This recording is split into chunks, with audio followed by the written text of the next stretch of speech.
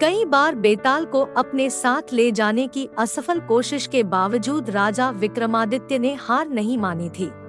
इसलिए राजा विक्रमादित्य फिर से पेड़ के पास पहुँचे और बेताल को अपनी पीठ पर लटका कर ले जाने लगे। अपनी शर्त के अनुसार बेताल ने फिर से राजा विक्रम को एक कहानी सुनाना शुरू की। इस बार की कहानी है असली वर कौन। सदियों पुरानी बात है, उज्जैन नगरी में महाबल नाम का एक राजा राज किया करता है। राजा बहुत पराक्रमी और दयालु था। उसकी एक बेटी थी जिसका नाम था महादेवी था। महादेवी बहुत सुंदर और सुशील लड़की थी। जब वह विवाह योग्य हुई तो राजा महाबल ने उसके लिए योग्य वर की तलाश शुरू कर दी। एक एक करके कई राजकुमार राजकुमारी से विवाह करने की इच्छा लिए राजा के पास आए, लेकिन राजा को कोई पसंद नहीं आया। राजकुमारी से विवाह करने के लिए राजा ने एक ही शर्त रखी थी कि उसकी बेटी का होने वाला पति हर चीज में निपुण हो। इस तरह कई दिन बीत गए, लेकिन राजा को कोई अपनी बेटी के लिए योग्य वर नहीं मिला। एक दिन की बात है, जब राजा अपने दरबार में बैठे थे कि तभी वहां एक राजकुमार आया और उसने कहा, मैं राजकुमारी महादेवी से विवाह करना चाहता हूँ। यह सुनकर राजा ने कहा, हे राजकुमार, मैं अपनी बेटी का विवाह उस व्यक्ति से करूँगा जिसमें सभी गुण हो। इस पर राजकुमार ने जवाब दिया, मेरे पास ऐसा रथ है जिसमें बैठकर क्षण भर में कहीं भी पहुंच सकते हैं। यह सुनकर राजा ने कहा, ठीक है, तुम कुछ दिन रुको, मैं राजकुमारी से पूछकर तुम्हें जवाब दूंगा। कुछ दिनों बाद एक और राजकुमार वहां पहुंचा। उसने राजा ने कहा, मैं त्रिकालदर्शी हूँ और भूत, वर्तमान व भविष्य तीनों देख सकता हूँ। मैं चाहता हूँ कि राजकुमारी का विवाह मुझसे हो। राजा ने उसे भी इंतजार करने को कहा। कुछ दिनों के बाद राजा महाबल के पास एक और राजकुमार उनकी बेटी का हाथ मांगने आया। राजा ने उससे पूछा कि तुम में ऐसा क्या गुण है जो मैं अपनी पुत्री का विवाह तुम्हारे साथ करूं? राजकुमार ने कहा, राजन, मैं धनुर्विद्या में निपुण हूँ। मेरे जैसा धनुर्धारी दूर दूर तक कोई नहीं है। राजा ने उससे कहा, बहुत खूब राजकुमार, आप कुछ दिन प्रतीक्षा करें, मैं अपनी बेटी से बात करके आपको जवाब दूंगा। अब राजा असमंजस में पड़ गया कि तीनों ही राजकुमार गुणवान हैं, लेकिन वह तीनों से तो राजकुमारी की शादी कर नहीं सकता। तो अब सवाल यह था कि राजकुमारी का विवाह किससे होना चाहिए। वहीं दूसरी ओर एक भयानक राक्षस राजकुमारी महादेवी पर नजर लगाए बैठा था और एक दिन मौका मिलते ही वह राजकुमारी को उठाकर ले गया। यह खबर जैसे ही महल में फैली तो राजा, रानी और तीनों राजकुमार एक जगह इकट्ठा हो गए। त्रिकालदर्शी राजकुमार ने बताया कि वह राक्षस राजकुमारी को विंध्याचल पर्वत पर ले गया है। इस पर पहले राजकुमार ने कहा, मैं अपना रथ लेकर आता हूँ, हम सब उस पर बैठकर विंध्याचल चल सकते हैं। तीसरे राजकुमार ने अपना तीरकमान निकाला और कहा, मैं उस राक्षस को मार गिराऊंगा। इसके बाद तीनों राजकुमार रथ पर बैठकर विंध्याचल पर्वत की ओर चल पड़े।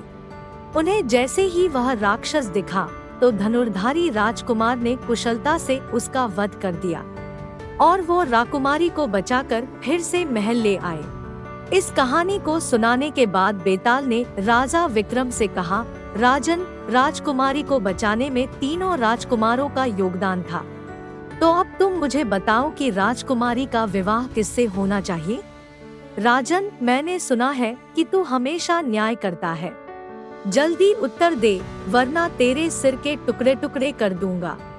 इस पर राजा विक्रमादित्य ने उत्तर दिया कि राजकुमारी का विवाह धनुर्धारी राजकुमार से होना चाहिए, क्योंकि उसने राक्षस से लड़ाई करके राजकुमारी को बचाया और बाकी दोनों राजकुमारों ने केवल उसकी मदद की।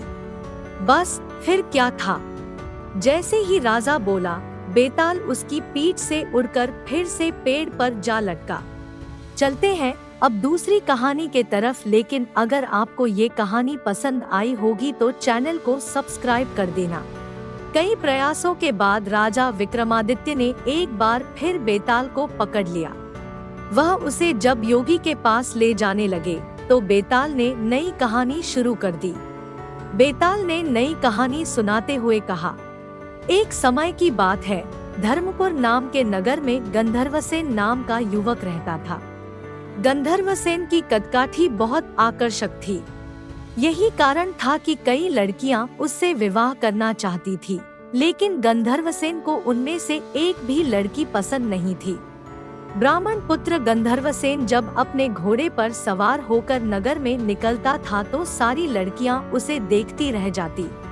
गंधर्वसेन किसी की तरफ नहीं देखता और तेज गति से नगर को पार करके रोजाना एक मंदिर की ओर निकल जाता था। यह मंदिर काली देवी का मंदिर था। गंधर्वसेन काली माँ का बहुत बड़ा भक्त था। वो हर दिन माँ काली की पूजा किया करता था। एक दिन जब वो मंदिर से लौट रहा था तो उसने नदी के किनारे एक धोबी की लड़की को कपड़े धोते हुए देखा। वह लड़की गंधर्वसेन को बहुत सुंदर लगी। गंधर्वसेन को उस लड़की से प्यार हो गया और वो दिन रात उसी के बारे में सोचने लगा। उसे लड़की से बात करने का कोई रास्ता नहीं सूझता। एक दिन उसने काली माँ के मंदिर में पूजा करते हुए ये प्रतिज्ञा ली कि अगर वो लड़की उसकी हो गई तो वो काली माँ के चरणों में अपना शीश चढ़ा देगा। गंधर्वसेन खाना पीना भूल चुका था। वो दिन रात उसी लड़की के बारे में सोचता रहता। इसका परिणाम ये हुआ कि गंधर्वसेन बीमार हो गया। गंधर्वसेन की बीमारी की खबर सुनकर उसका सबसे अच्छा मित्र देवदत्त उससे मिलने आया। अपने परम मित्र को बिस्तर पर पड़ा देख देवदत्त ने उसकी उदासी का कारण पूछा। गंधर्वसेन ने देवदत्त को अपना हाल सुनाया और बोला कि उस लड़की से अगर मेरा विवाह नहीं हुआ तो मैं मर जाऊंगा। देवदत्त अपने मित्र से बहुत प्यार करता था, इसलिए उसने लड़की को ढूंढने की ठानी। देवदत्त उस लड़की को खोजने में सफल हुआ। देवदत्त ने उस लड़की के पिता से कहा कि अपनी बेटी की शादी गंधर्वसेन से कर दें। लड़की के पिता ने सारी स्थिति का जायजा लिया और अपनी बेटी का विवाह गंधर्वसेन से करा दिया। शादी को 5 दिन बीत गए और गंधर्वसेन उस प्रतिज्ञा को भूल चुका था जो उसने काली मंदिर में ली थी। एक दिन सपने में गंधर्वसेन को अपनी छाया दिखाई देती है। उसकी छाया उसे वो प्रतिज्ञा याद दिलाती है और कहती है कि अगर तुम ये प्रतिज्ञा पूरी नहीं करोगे तो स्वार्थी कहे जाओगे। अगले दिन गंधर्वसेन को अपनी गलती का एहसास होता है और वो काली मंदिर में अपनी बलि देने के लिए तैयार हो जाता है। वो अपने मित्र देवदत्त को बुलाता है और उससे कहता है कि मैं, तुम और तुम्हारी भाभी मंदिर चलते हैं।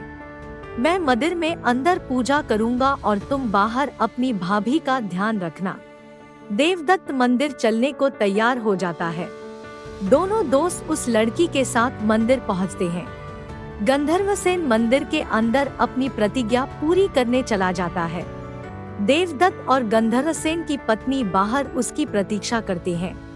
बहुत समय तक जब गंधर्वसेन बाहर नहीं आता तो देवदत्त मंदिर के अंदर चला जाता है।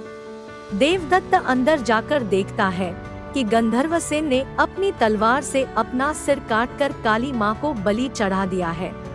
यह देखकर देवदत्त घबरा जाता है। देवदत्त सोचता है कि कोई भी व्यक्ति यह यकीन नहीं करेगा कि गंधर्वसेन ने अपनी हत्या खुद की है। सब ये सोचेंगे कि देवदत्त ने अपने मित्र को मारा है ताकि वो उसकी पत्नी से विवाह कर सके। इस आरोप से बचने के लिए देवदत्त ने गंधर्वसेन की तलवार से अपना सिर भी काट लिया। थोड़े समय बाद गंधर्वसेन की पत्नी अपने पति और उसके मित्र देवदत्त को खोजने मंदिर आई। वहां दोनों मित्रों की लाश देखकर वो डर गई। उसने सोचा कि लोग उन दोनों की हत्या का आरोप मेरे ऊपर लगाएंगे। इस लांछन से अच्छा है कि मैं भी मर जाऊं। जैसे ही उस लड़की ने अपना सिर काटने के लिए तलवार उठाई वैसे ही वहां माँ काली प्रकट हुई। माँ काली ने कहा, पुत्री मैं तुमसे प्रसन्न हूँ, बोलो क्या वरदान मांगती हो। लड़की ने कहा, आप इन दोनों को जीवित कर दीजिए। काली माँ बोली, तुम इन दोनों के सिर इनके धड़ों पर रखोगी तो ये जीवित हो जाएंगे। लड़की ने ऐसा ही किया, लेकिन उससे सिर रखने में गलती हो गई। उसने गंधर्वसेन का सिर देवदत्त और देवदत्त का सिर गंधर्वसेन के धड़ पर लगा दिया। दोनों मित्र जीवित होकर उस लड़की के लिए लड़ने लगे।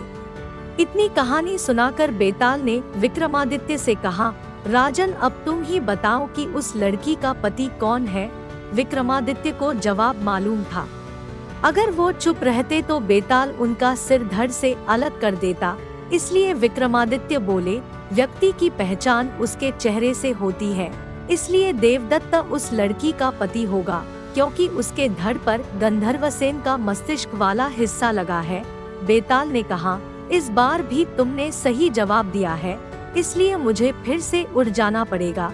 इतना बोलकर बेताल फिर से घने जंगल की ओर उड़ गया। राजा विक्रमादित्य फिर से बेताल को ढूंढने के लिए उसके पीछे चल दिए।